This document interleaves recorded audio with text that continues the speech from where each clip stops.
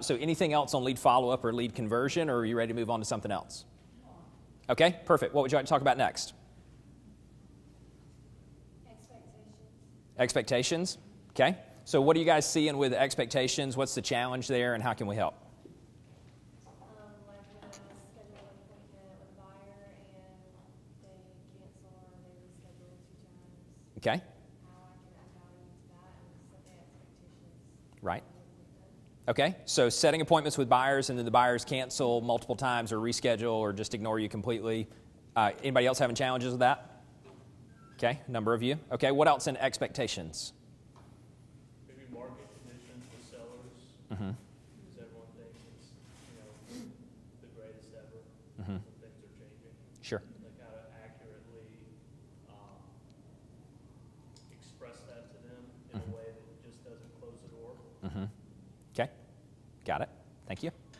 What else? The buyers preparing for the contract process, especially home inspection. Mm-hmm. Mm-hmm. Yep. Yep.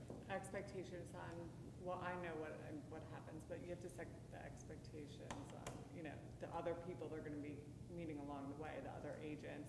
They may leave your door open. This is not on me. Like, getting them to understand. Yeah. Yeah.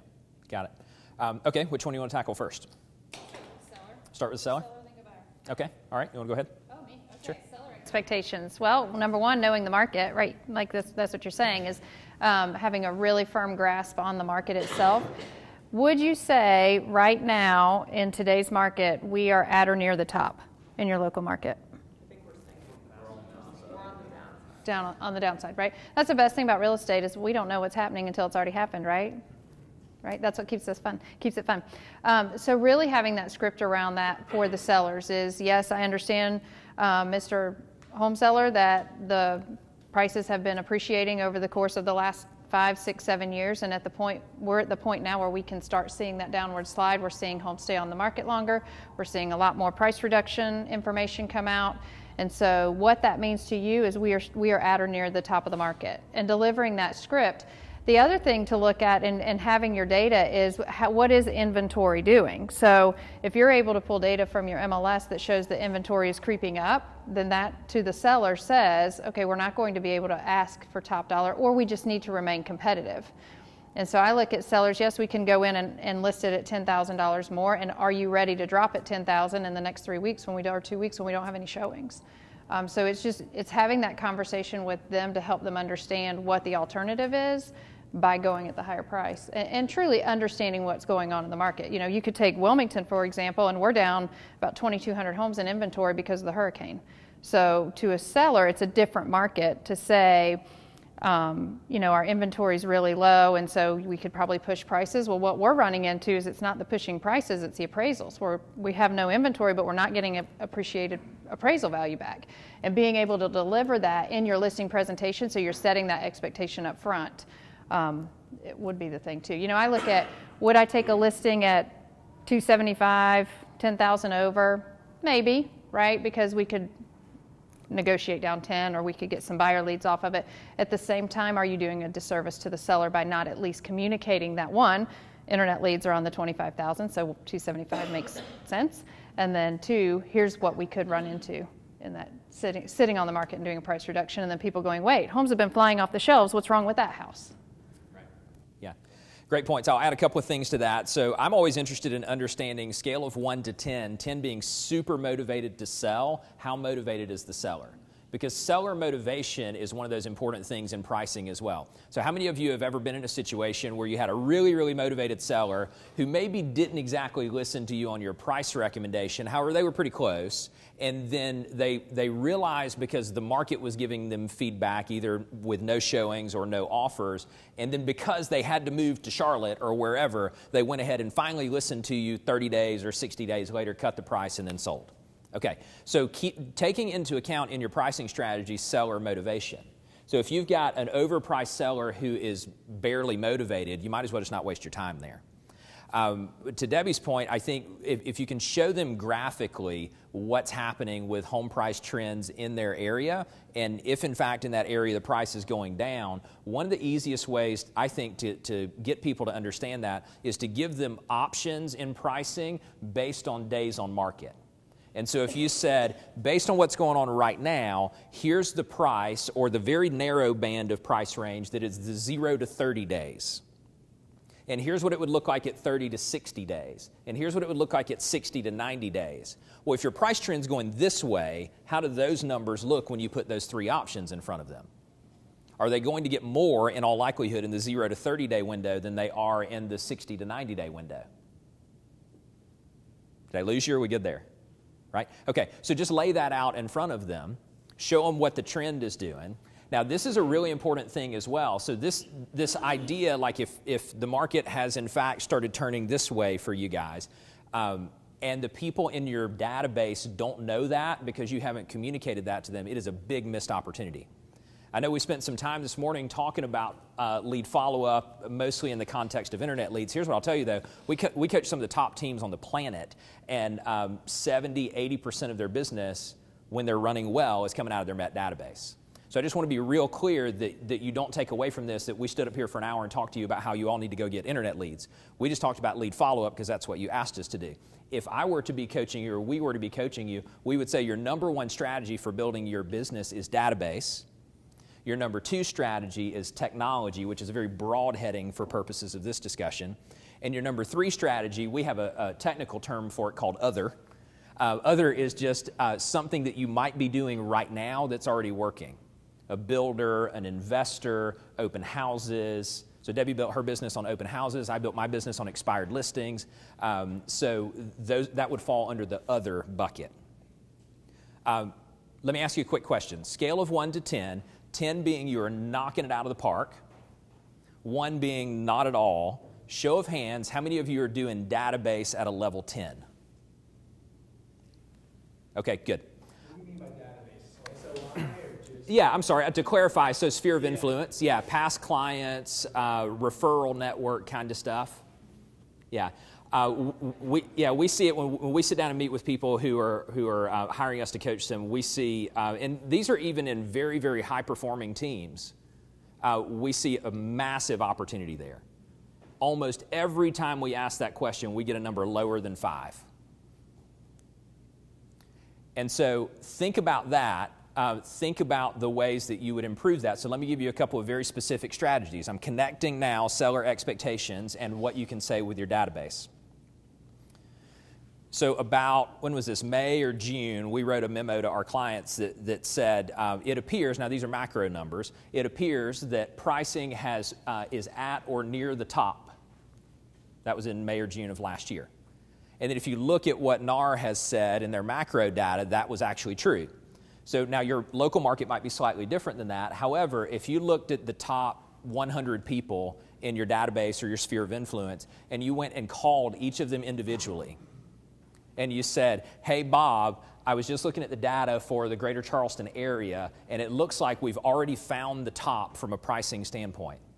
I wanted you to hear it from me first so that if you know of anyone who's thinking about selling, I could help them because now may be the time. Now, whether they do or not doesn't matter to me. What I don't want to have happen for the people in your sphere of influence is 2 years from now, they call you and they say, I'm interested in selling, and then you deliver the message that says, hey, we actually probably should have done that 2.5 years ago. And then they're like, well, where were you then? Now, they're not actually going to say that, they're just going to think that. The market will always, you might write this in your notes, the market will always give you a compelling talking point.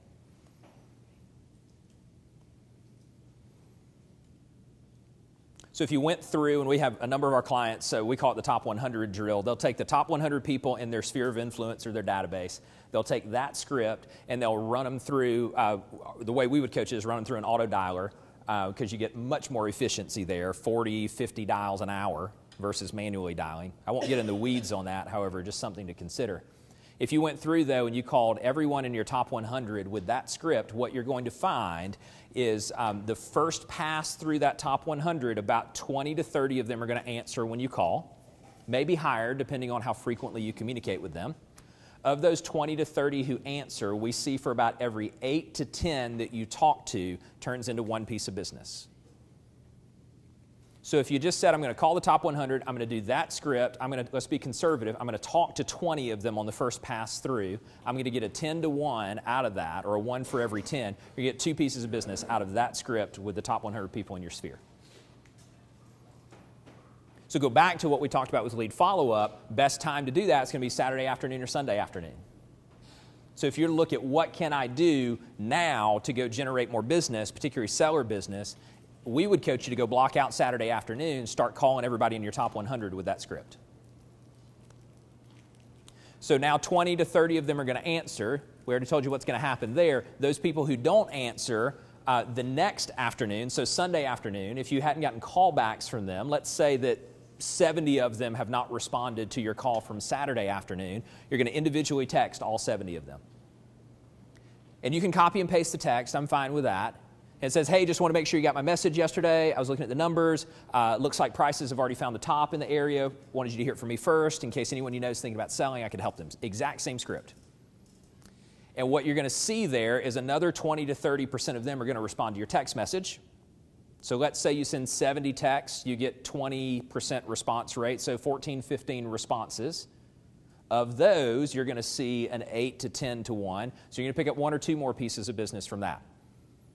So you worked your entire top 100 with a phone call and a text. You made approximately 40 contacts in 2 afternoons, and you got 3 to 4 solid pieces of business. I get that is a very simple concept. How many of us have found, though, that sometimes like simple stuff like that we just don't get around to doing?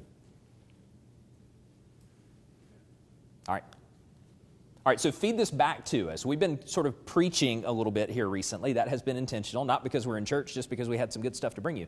What have you taken away either from the lead conversion piece or the seller expectation piece or that little segment about prospecting? Then we'll talk about buyer expectations. The quick question about was really good. With the quick question, I think that's a really good angle to work. And then I believe my CRM does that, but not texting mode. So I'm going to use text. Sure. Then the call, no answer, text, call back. Right. That's Good stuff. Cool. Thank you. Appreciate the feedback. Sure. What else? Ways to get contact information at the open house. Mm-hmm. Like, Yeah, ways to get contact information at the open house. So that's the top 5 or top 10 list, and Debbie was talking about using that in an open house. The other thing you can do there, which she made a brief comment about, is if you imagine on the kitchen counter, you've got 2 sort of table tents up there, and one is the top 5 or top 10 list in price brackets around the subject property, and the other is targeted toward neighbors, because you'll see nosy neighbors show up at open houses, and this is a home valuation thing. So there's some sort of thing on your table tent that says, interested in knowing what your blank neighborhood home is worth, put your contact information on this sheet, and I'll follow up with you with that.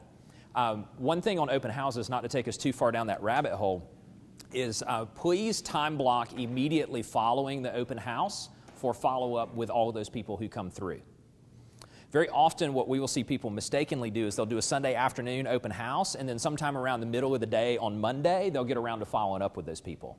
And you've missed the best possible opportunity because on Saturday afternoon or Sunday afternoon, that person is still thinking about real estate. They were just at your open house. So go ahead and block an hour or 2 immediately following that and knock out all your follow-up. I got my very first client. Yeah. Cool. And I would actually go sit in my car. After I finished the open house, pull all the signs up, I'd sit in my car and I'd call all those people back and say, hey, I just finished up with the open house and I wanted to know if you wanted to go see any additional properties while I'm still out. And I've actually gone and shown property from there based on other properties I had taken to the open house because I have this list, this magical list, right, of things that they want to see. Sure. Yeah, good point. What else have you taken away from today so far? Then we're going to talk about buyer expectations. I like the motivation they talk about with the seller. And I use that a lot. You know, what's it going to look like if you don't sell 30 days from now? If you're moving away, your house is sitting vacant, you're paying for utilities, you're going to pay taxes again. And how's that going to make you feel? You know, so like that's what I use the most, and I think Right. it's really Yeah. a good tool. Yeah. Cool. Awesome. Thanks. What else? I think it's good to dangle some valuable information so they have to engage back with you.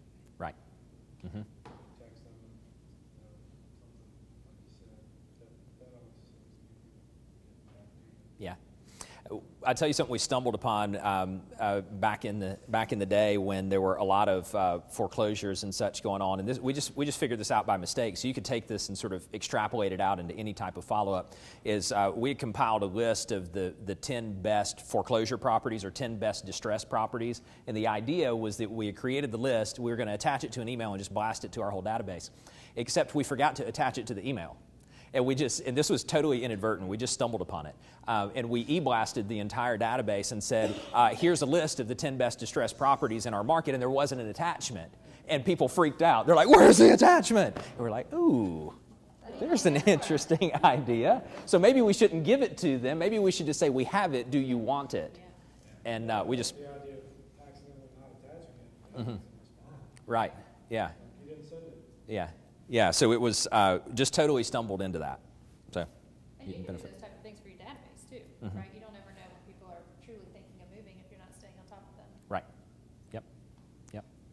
Okay, so let's talk about buyer expectations and the fallout on buyer appointments.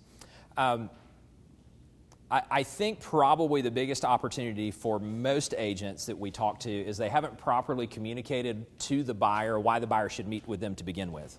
So if we could agree that the buyer's perspective initially is that your job is to meet them at a house and open a door, there's very little loyalty to you in that situation. Would you agree with that? Okay, so the way that we would coach people on this is, and I'm going to go really hard line with you on this, I don't think there's any reason ever, period, full stop, you should meet a buyer at a house for the first time. Now, aside from the fact that it's not safe to do that, it's just, you just don't know if it's a great use of your time. You don't know if they're qualified, you don't know if they're motivated, you don't know if they're crazy. There's so many things that you don't know. Now, you all have a decision to make in your business whether you're going to draw a hard line there or not. I'm not here to tell you what to do. I'm just saying that if it were me, I'd draw a hard line there. So if that's the hard line, then what are we closing for? Well, we're closing for an in-person buyer consultation.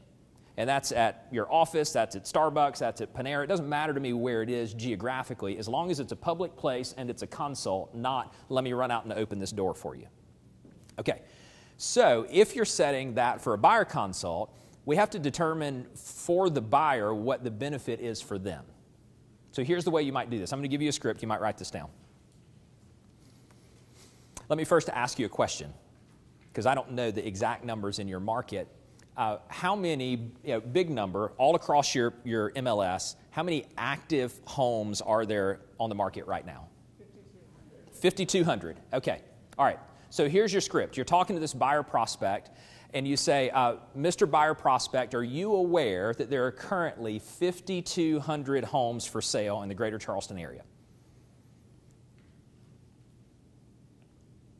And they're likely going to say, no, I didn't know that.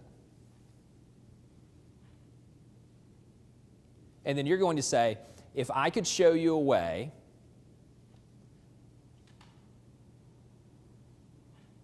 to narrow that list from 5,200 to the 10 best for you in 30 minutes or less, would that be a great use of your time?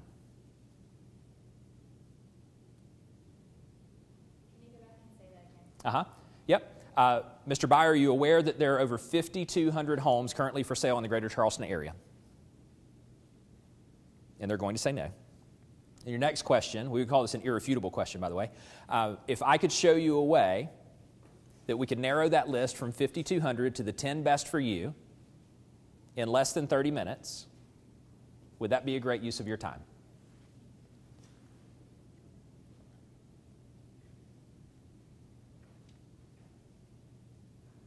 The vast majority of time, they're going to say yes to that without even knowing what they just said yes to. Now, what they just said yes to is meeting with you in person to do a buyer consultation. I'll give you the quick sort of bullet point tactics of that in just a second. Yet, this is one of those things where their perspective is that in order for them to be able to figure out what house they want, they have to go start looking at houses. And what we know is they don't have to physically go see the house in order to be able to go from 5,200 to 1. We can go from 5,200 to like 8 with a computer. And then we can go from 8 to 1 in person. And they're thinking, I kind of did some research. Here's what I think might work. Start showing me houses. And then you set yourself up, if you're not careful. We've all done this before. I don't know about you. I've done this before in the early days where I get a buyer, I'm excited about it, they're nice, they're legit, and I don't use some sort of process to filter it, and 42 houses later, I'm still running all over the place. Stab me in the eye right now. Yeah. Okay, so any questions on the script? And then let's talk about how we do that. So they come in and you meet them at your office or at Starbucks or whatever, and chime in any time along the way here. What we like to do, after you build some rapport, kind of get to know them, let's assume that it's Mr. and Mrs. Buyer. We're going to take 2 blank pieces of paper, just like computer paper, and we're going to slide those lists in front of Mr. and Mrs. Buyer, and we're going to ask them to create a numbered list 1 through 5. So we call this the 5++. So numbered list 1 through 5. And we're going to say, now, Mr. and Mrs. Buyer, right now, I don't want you to talk to each other about the answers to these questions. We'll have a chance to do that in just a second. For now, I'd like for you to each write the top 5 things that are must-haves for you in your next home. And they're going to work on it, and you can have a little fun with this. They'll look at each other, look on each other's paper. You're like, no, not yet, not yet. Keep them focused on their paper. So they come up with their top 5. Give them however much time they need to do that. And then under number 5, you ask them to put a plus. And then your next question is if there's just one more thing that your next home could have that would make it a 5+, notice it's not a 6, a 5+ home, what would that be? And they write that down. They're still not talking to each other yet. Then you say, under that plus, put one more plus, please. If there was just one more thing that would make that next home a 5++, what would that be? And they're going to write it down. So now you have Mr. and Mrs. 5++ list. Now you introduce a third blank piece of paper. And I'm belaboring a point here intentionally, like white, blank, no lines, no nothing. Just blank canvas. Put the third piece of paper, and now this is their compromised 5++ list. And they can spar at the table all they need to right now to come up with the compromised 5++ list. Because how many of you, like us, have ever had someone, in this case, Mr. and Mrs. Buyer, they're standing in the house and you know it's the right house for them and they can't reach a decision?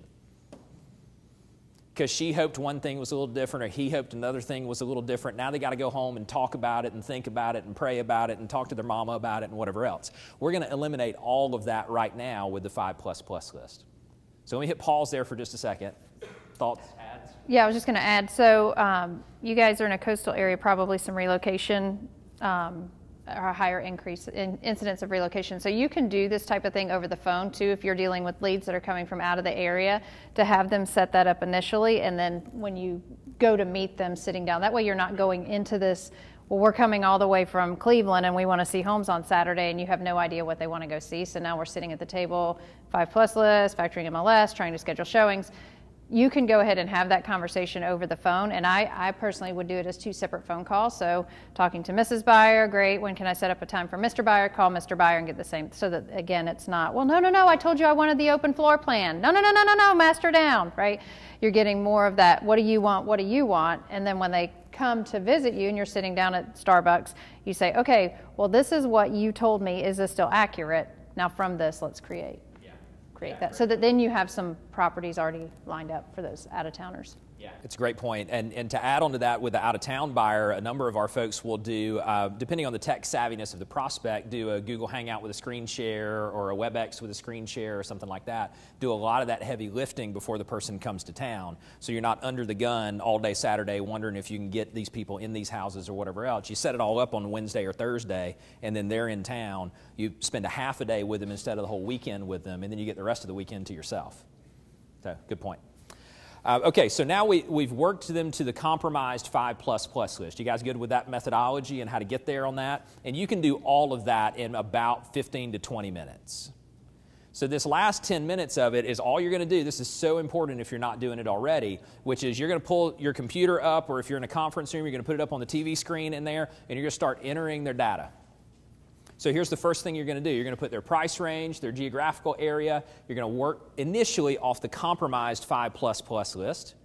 You're going to put all of those data points in MLS, and you're going to click search, and what are you going to get as a search result? Depends on where you're looking, perhaps. I think what you're probably going to find is you're going to get 0 as a search result. More times than not. Okay, so this is part of the art of this.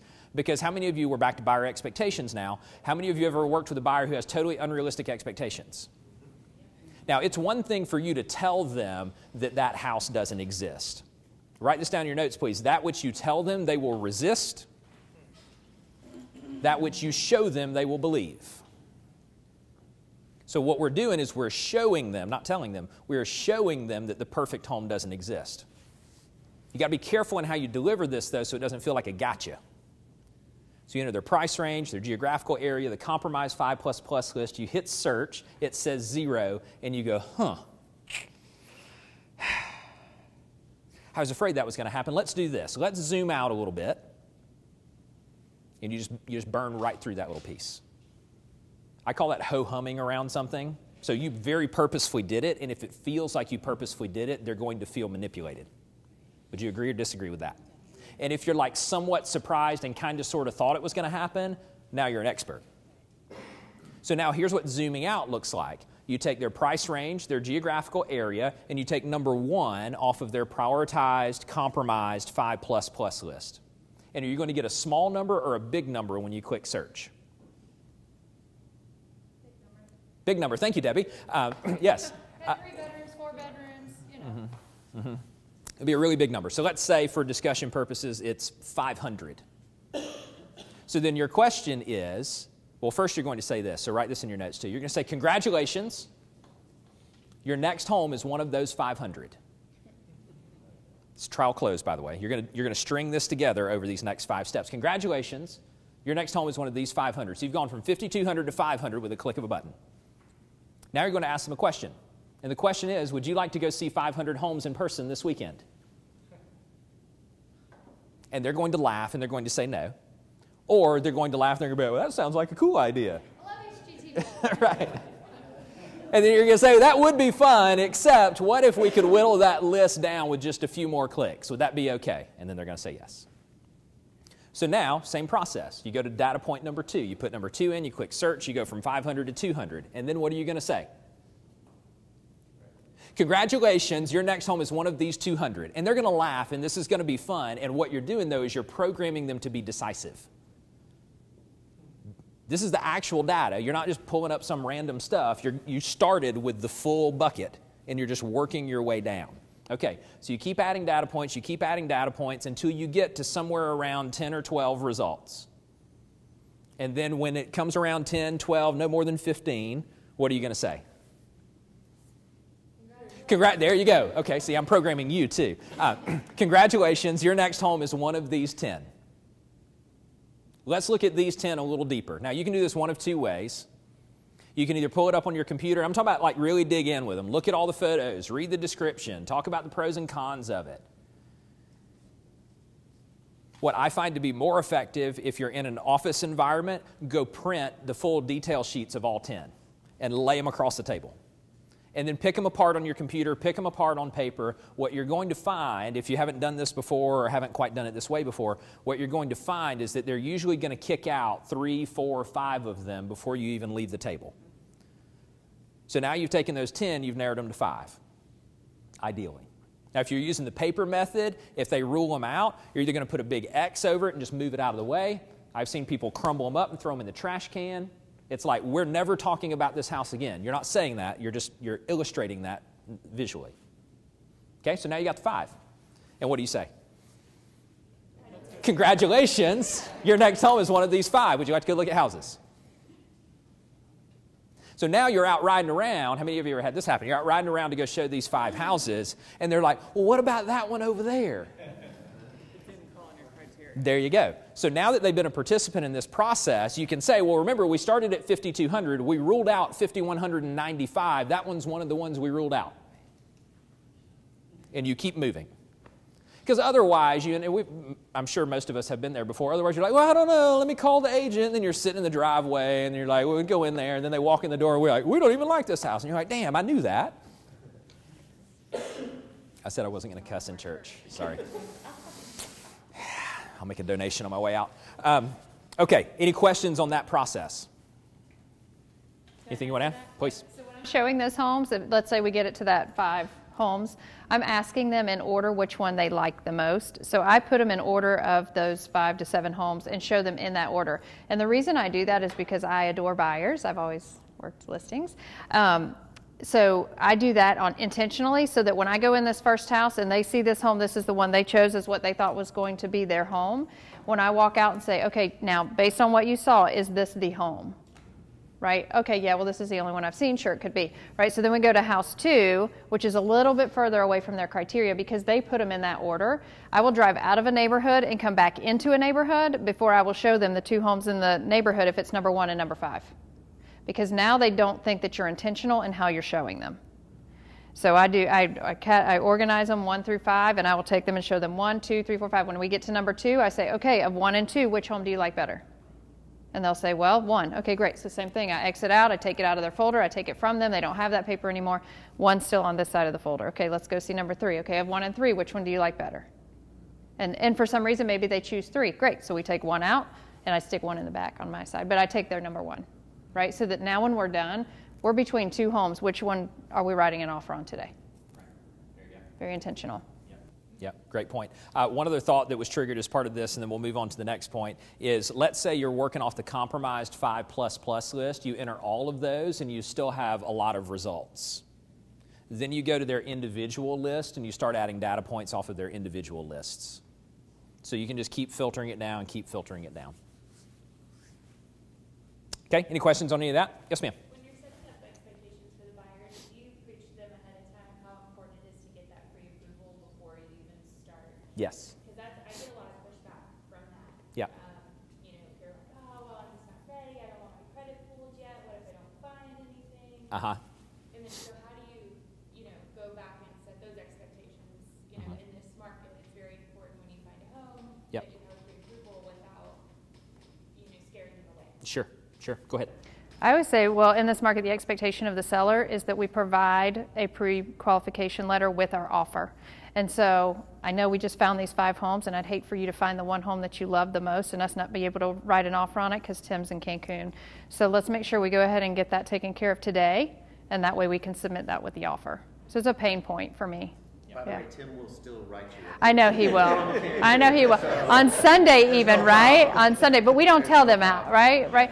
So because you look at it too, so when typically can we get pre-approval letters? Well, in their mind, Monday through Friday, 9 to 5, like every bank, right? So we're looking at homes on Saturday.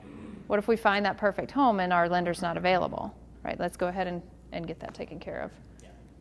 Which we know that he is. However, you could play that point. Yeah. Yeah. Yeah. Exactly. Good question. Anything else?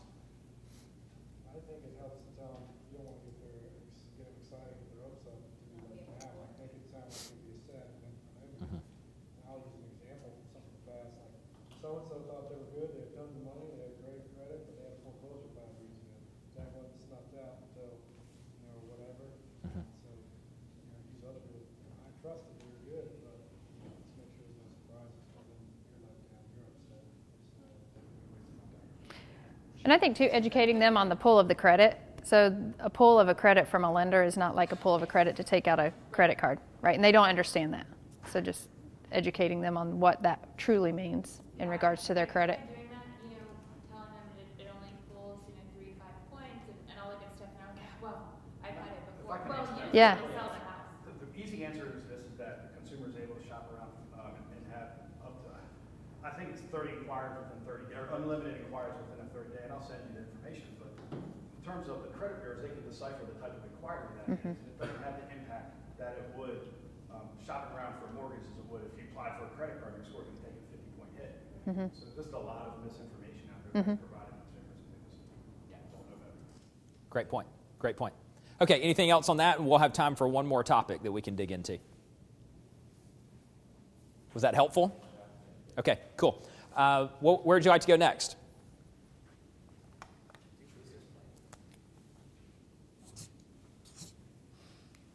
So we have executing the business plan, accountability, lead generation, which we've talked about some, lead conversion, which we've talked about a lot, systems and single agent growth, or anything else that might have come up as you've thought through this. Accountability. Fun. All right. Yeah. All right, so let me ask you guys this. No right or wrong answer to this. Show of hands, how many of you, when you think about the word accountability, have a negative connotation to the word? Okay. How many of you have a positive connotation to the word? How many of you wouldn't raise your hand anyway? Few of you, right? Yeah. Those are the ones we're holding accountable. Yes, yes, exactly. So let me tell you a quick little story. This would have been probably 2010, 2011, something like that. I was on a phone call with my coach, and there had been probably 3 or 4 weeks in a row where I had not done what I had committed to do. And I started the call right after hello. I said, I just got to tell you, John, I'm not interested in having an accountability discussion this morning. Direct quote. And he said something that was very, very powerful for me. He said, accountability wouldn't be so hard for you if you'd just do what you said you were going to do. And then there was this really long, awkward silence that often follows a metaphorical gut punch. And he said, what we have to figure out on today's call is why you view accountability as negative. Okay, so I grew up in a small town in Georgia where what accountability meant to me up until that moment was you're in trouble, go pick out your switch. And so I brought all of that with me to a business discussion about accountability. So I'm going to give you a couple of things to write down related to accountability, and all of these things come in before accountability gets put in place. So the first thing you have to determine is what are you actually committed to? So let's play a fun little game around this. It's the end of January now. Undoubtedly, all of you have business plans and goals for the year. I'd like for you to write down the total number of houses you're going to sell in 2019 based on your business plan or based on your goal. I'm not going to call you out on it. I'm just asking you to write down the number to illustrate a point. Got it? So now let me ask you this question, a thought exercise only. If you had to bet $50,000 of your own money of you accomplishing that goal you just wrote down, would you bet $50,000 on you hitting that number? Yes. Okay. So for some of you, yes. For some of you, maybe second guessing that number. And that's okay. It's a thought exercise. So let's say that you say yes. Great. We'll talk about that in just a second. Let's say that you're like, I don't know about that. I'd like for you to write down the number that you would be willing to bet $50,000 of your own money on.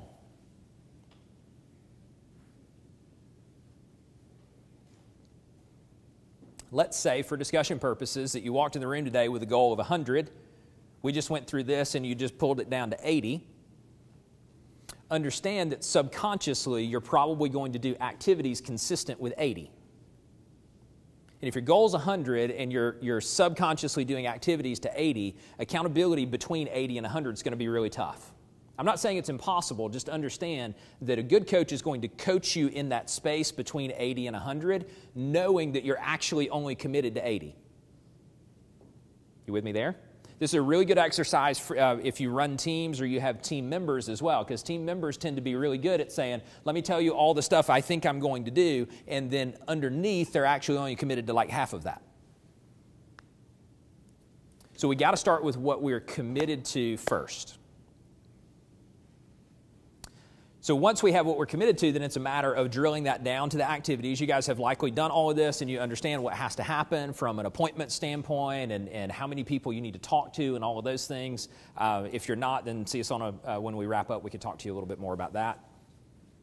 Here's an interesting thing. I haven't really referenced any of the books I brought with me today. This is an interesting read for you, though. It's called The Four Tendencies by Gretchen Rubin. Let me give you a brief overview, and then Debbie and I can each sort of talk about what we've learned from the book. The book looks at the way that people respond to inner expectations and outer expectations. So I'm going to connect this with accountability for you. So inner expectations versus outer expectations. And it puts people into 4 groups. So let me give you the 4 groups for your notes, please. Number 1 is called an upholder. I'll give you the 4, and then I'll tell you what they mean. Number 1 is an upholder. Number 2 is a questioner.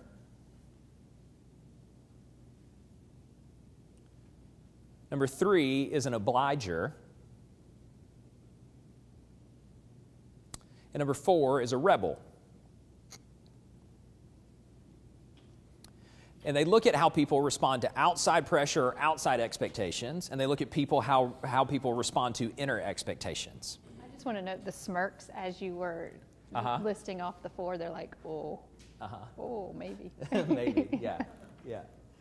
So here's what you'll find about an upholder. So I'll talk about upholders and questioners for just a second, and Debbie's going to talk about an obliger because she's one. I'm going to talk about being a rebel because I'm one. So the upholder is almost always going to deliver on outside expectations and inside expectations. This is the person who always does everything on time the right way. The list is always checked.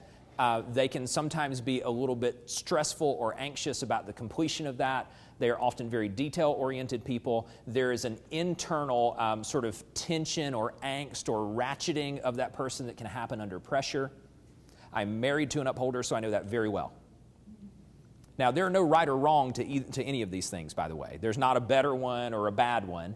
So in looking at the accountability structure that's needed for an upholder, there's very little accountability needed for an upholder because that is a self-accountable person. They're a very small percentage of the population. However, most of the time, an upholder just needs people to get out of the way so they can do what they need to do. They would rather do it themselves because they know they're going to get it done, and the rest of us just get in the way of that person getting it done. Okay, so let's talk about a questioner. The questioner, as the term implies, is going to question everything. Most of the time, that person sort of comes at it from a scientific, engineering, researcher type approach. They are usually very good at internal expectations, and they usually only respond well to outside expectations if they know that the outside expectation is someone who comes at it from a data or research-driven approach. Talk to us about obligers. Obligers, internal and external expectations. So internal expectations are very low on my totem pole. External expectations are extremely high. So I am going to be the one that if you set a goal or you set an expectation of me, I will 100% deliver on it. I am not going to let you down. And at the same time, if I set the expectation to say, for example, I'm going to start going to the gym 3 times a week, if Bill comes in and says, no, we need this expectation first, I'm not going to the gym, right? So the upholder went to the gym and got Bill's expectation done. I'm over here saying, okay, family, work, everything that needs to be done is done first, and then me is down here. What you'll find in an obliger is the coach is a really great person for the obliger because it's my goal, and at the same time, they're going to hold me up here so that it's accomplished. Right? So for me, I'm going to hire a personal trainer at the gym because I'm not going to let the personal trainer down and not show up, right? So I have a friend, my best friend, who's an upholder, and she goes to the gym and does her job, and yet goes to the gym, and I'm not going to not show up at the gym because she's there, right? So I'm more likely to meet the external expectation than the internal. Right. And so then coaching and that accountability for me is extremely important in my success. Right. Yep. So then I'll speak briefly about the rebel, and then we'll talk about how accountability weaves in with all of this stuff. The rebel basically, and I'm going to say this like I'm proud of it, and I will also tell you that it's very, very difficult to deal with someone who's a rebel. The rebel will do whatever they want to do whenever they want to do it, mostly when it's their idea. So now, and this is a very low percentage of the population, like under 5%. Rebels are notoriously difficult to coach. I coach a couple of rebels, so I'm aware of that. And the secret to coaching a rebel is you have to have a deep understanding of that person. I'm going to give you some ideas on this in just a second. You have to have a deep understanding of that person, or if you are a rebel wondering what a coaching relationship with a rebel looks like, is that coach has got to be invested in you as a person, in understanding what makes you tick, in understanding the way that you think, and putting ideas in front of you and convincing them that they're your own so that you'll run with them. Because as a rebel, I can say that I fancy my own ideas much more than anyone else's. That's not something I'm proud of. However, what Debbie does a brilliant job of as a business partner is convincing me that it was my idea to begin with. Yes. Yeah. Okay. And he'll even say, you don't always have to make it seem like it was my idea. Right, yeah, sometimes you can just tell me, right? Because in that relationship, like this is the thing that always frustrated me in some of my previous coaching relationships, is that someone who basically didn't even know me would show up on a call and tell me what I should do. And then I would either say to them directly, I'm not going to do that, or I would give them lip service, hang up the phone, and stick up a middle finger.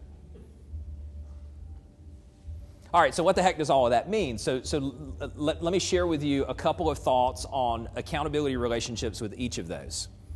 So the upholder is usually looking for strategies and then freedom to go execute on those. They usually do not need someone standing over them, say, do this, do this, do this, because they already did it anyway. The questioner is looking for someone to bring them strategies that are researched. They're looking for someone to collaborate with, and occasionally some sort of over-the-top accountability. Usually questioners are pretty good at getting stuff done, though. The obliger, which Debbie already alluded to, the obliger is looking for someone to team up with, someone to put that expectation there. And so as someone who either coaches an obliger or is a business partner with an obliger, the thing I have to be really careful about is I know that she will say yes to anything that I ask her to do, professionally speaking. And she would do all of that and run herself in the ground. And so I have to be mindful of that and not just keep laying it on. So we're always checking in with each other on those types of things. You guys tracking with me on this? Okay, we already talked about the rebel relationship. So let me give you one other book to add to your agenda. And this is called The Advantage by Patrick Lencioni. This is a great team book. It's a great leadership book. This is all tied to accountability. So he lays out 5 levels of what he calls building a cohesive leadership team. However, you can think about this in an accountability structure. So level 1, so if you want to draw it sort of base layer working the way up. So look at it as a triangle. That'd be a good way to do it. So the bottom piece is trust. We refer to that as a foundational level of trust in a relationship. It is very, very difficult to have a high-level accountability relationship in the absence of trust. Would you agree or disagree with that?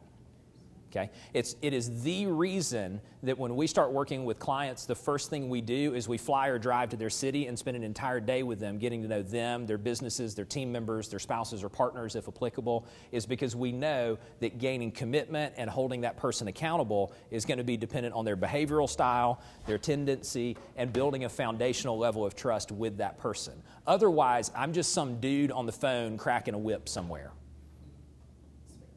A switch, right. Yeah, which none of us have an interest in. Okay, so number 1 is foundational level of trust. Number 2 is conflict. So mastering conflict.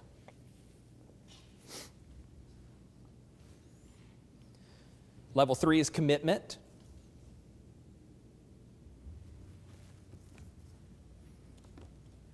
Level 4 is accountability. Bless you. And then level 5 is results. So foundational level of trust in the relationship, conflict. So here's what conflict looks like. If we're talking about an accountability relationship, if you don't know how you're going to master and handle conflict, you can't get to accountability. So here's the risk in conflict. I'll go like 3 more minutes on this and we'll be done. The trick on conflict is to avoid what's called artificial harmony. How many of you have ever been in a meeting where you're sitting around and someone just lobs the world's dumbest idea in the middle of the table? Okay, so based on the fact that all of you are smiling or laughing or nodding, we've all been there. And then here's what artificial harmony looks like. They're like, everybody at the table, hey, good idea, nice job, nice contribution, thanks for doing that. And then the meeting's over, and then you come over here and you're talking to somebody else, and you're like, can you believe what they said? That is the dumbest idea I've ever heard. Okay, that's artificial harmony. Artificial harmony is detrimental to a team, it's detrimental to a brokerage firm, it's detrimental to a relationship. So there is in any relationship this line where artificial harmony is way over here and destructive conflict is over here. And understanding where that line is with that person, walking right up to it, and you can't do that if you don't have a foundational level of trust in the relationship. You with me there? Okay, so now that we have that, what does commitment look like? Well, commitment looks like what I just described to you from a business planning standpoint. You have a number, And then are you willing to bet on that number, and do you understand the metrics that need to happen? So if you have all of that, then accountability becomes really easy. Because you know that we care about you, you know that we have determined how we're going to handle conflict together, you know the roadmap to get to in order to hit that. Now all I have to do is remind you of what you said you were going to do. And if you did it, we high five, and if you didn't, we put a strategy around how to go do it next week. And then the results flow from that. I get that that was a long answer to the question about accountability. However, this is one of those topics that just I think confuses people, because what they imagine accountability is like is some magical thing that's going to get them to the next level. And it is important if you build on that sequentially like we described. Awesome. Well, we really appreciate you guys investing the time that you did today. I trust this was helpful for you. Give a big round of applause to Tim for putting this together.